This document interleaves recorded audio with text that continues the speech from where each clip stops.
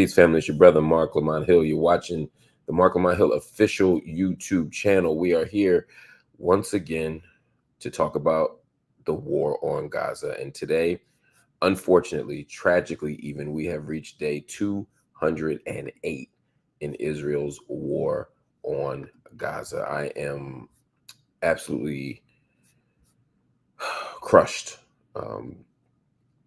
as we think and we talk about what's happened over the last week, what's happened over the last month, and certainly what's happened over almost now 7 months. Every single day we come out here and try to give you an analysis that corporate media doesn't offer. We try to give you a breakdown that mainstream outlets just won't provide.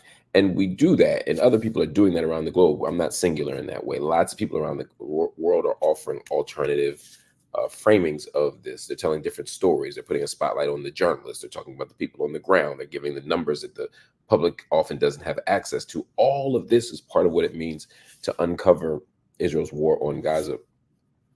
And it's just not getting better. And if you would have asked me on October 7th, October 8th, or even November 8th, I would have said this thing is going to end sooner than later. I would have certainly hoped that this would end sooner than later. But every indication right now is that we're not going to see any end in sight. I'll tell you exactly why I say that. But first, let me give you the numbers. At least 34,568 Palestinians have been killed. I'm going to say that number again. 34,568 Palestinians have been killed since October 7th. In addition to that, 77,765 Palestinians have been wounded since October 7th. This is all based on Israeli attacks on the Gaza Strip since the October 7th Hamas attack on Israel. And to be clear, the death toll in Israel from Hamas's October 7th attack stands at 1,139, and dozens of people remain captive as we speak.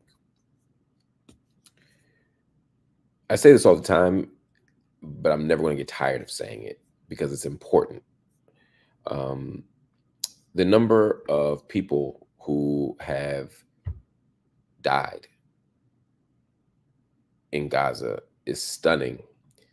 But unlike many wars where there's ebbs and flows, where there's, streaks of high casualties and then, these moments of low or few casualties, what we see in Gaza is depressingly consistent. Depressingly consistent. Every night, the numbers go up. And not one or two. Every night, we're seeing large-scale death. Or we'll see something like the mass graves in front of a Nasser hospital or a Shifa hospital, where the grave opens up and the ground opens up and becomes available to us, and we see 300, 400 people. One day it's 50, next day it's 100, next day it's 200, next day it's 400. This is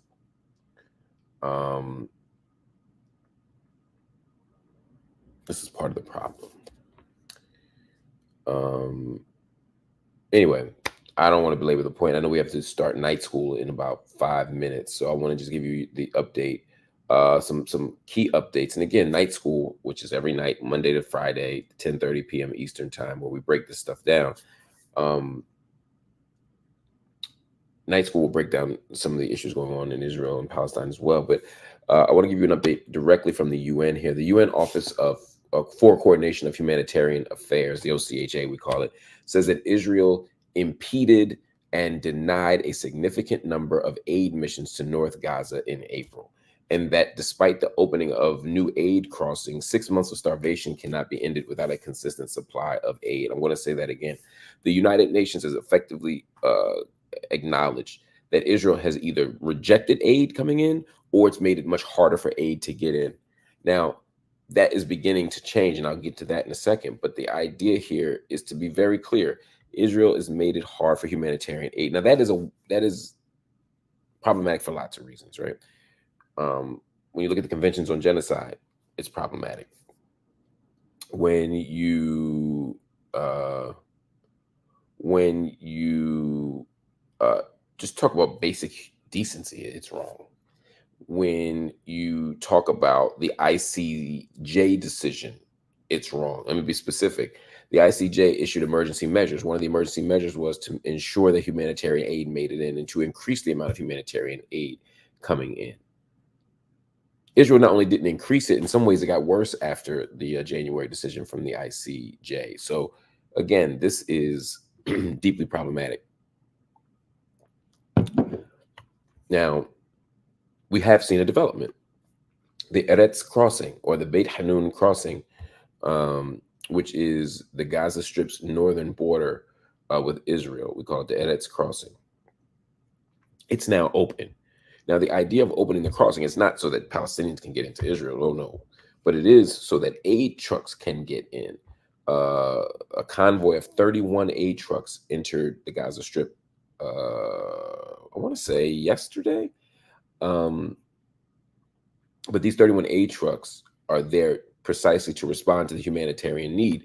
But again, the United Nations is saying, you took 6 months to open it up. You took 6 months to stop denying. It wasn't just that stuff wasn't getting in, you were denying it or slowing it down. And because of all of those reasons, now you have to consistently supply aid. You can't just have 31 trucks come in and khalas, it's over. You need to keep going. Another point, Benjamin Netanyahu continues to articulate his desire to destroy the Gaza Strip. He apparently, according to Israeli media reports, not American media reports, not left-wing media reports, not Palestinian media reports, but according to Israeli media reports, Benjamin Netanyahu has told U.S. Secretary of State Antony Blinken that he will not accept a ceasefire deal with Hamas that includes ending the war on Gaza. I'm going to say that again. He will not accept a ceasefire deal that includes ending the war on Gaza. So he's saying, look, I'll do a ceasefire with y'all as long as I'm allowed to still kill y'all eventually. Yeah, I'll stop shooting y'all as long as I can start shooting again soon. This is effectively what he's saying. And if you think that I'm being dramatic or oversimplifying it, he's been very clear, not just about not ending the war on Gaza, but proceeding with a ground invasion in Rafah. So if he's going to proceed with a ground invasion in Rafah eventually, that's where everybody is. 1.5 million people are there. Rafah is very, very dense, very, very crowded. In fact, the UNICEF chief, Catherine Russell, said that 600,000 children, remember, I already told you 1.5 million are there. Rafah is built to have 250,000 people. There's 1.5 million there. And of that 1.5 million, 600,000 are children. They're crammed into Rafah. And UNICEF says that an Israeli ground invasion would bring catastrophe on top of catastrophe. And yet, despite all the warnings, Netanyahu says, I'm still invading. The war is still on. And even if we do a ceasefire, I'm not agreeing to a deal that'll stop me from being able to have a wage a war.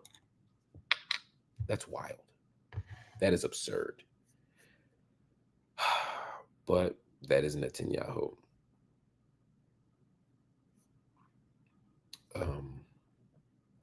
There's not much else I can say about that, except this is what we're up against. The only thing that's going to stop it is a U.S. intervention. Will Joe Biden intervene? Hard to say, but it ain't looking good. Anyway, family, we're headed over to night school. It's time for night school, y'all. So I want to thank everybody for watching the War on Gaza report. We will be back tomorrow at 10:15 again. We're going to be here every single night. But I want to shout out Jeffaholic Cinemat for his generosity. And of course, Meg L, who stayed being generous. We love you. We appreciate you. Thank you so much for everything. We'll see you soon. Everybody, thanks for watching. Please head over to please head over to Night School right now. As soon as the stream ends, jump on the Night School. We'll be getting started right away.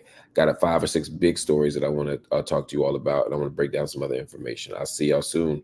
Peace.